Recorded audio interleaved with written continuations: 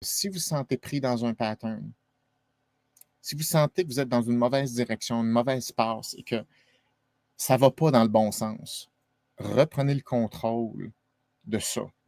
Prenez conscience qu'il y a des choses qui vont devoir être arrêtées. Il y a des deuils qui vont devoir être faits.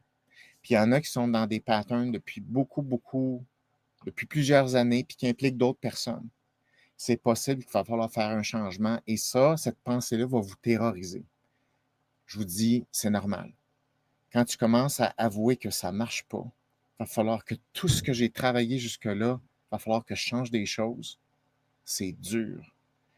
Mais c'est la différence entre des gens qui restent plus flexibles, qui sont plus mobiles, qui réussissent à passer à une autre étape, versus ceux qui sont toujours en attente que quelque chose se passe.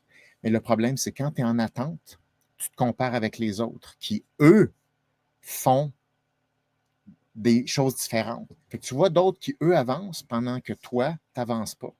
Et ça, c'est la recette pour de l'agressivité, de la jalousie, se comparer aux autres, sentir qu'on a de moins en moins d'énergie, qu'on se sent de plus en plus impuissant. Mais vous n'êtes pas, c'est pas obligé que ça se passe comme ça. Donc, je veux vous dire, et le but aujourd'hui, c'est de vous parler de quel chemin j'ai passé dans ma tête, à l'intérieur de moi, puis les deuils, puis affronter certains petits démons pour moi que j'ai dû faire, puis tous les gens de la psychome aussi. Et ça, je veux vous dire que c'est possible aller à une autre étape et c'est possible de relever des montagnes.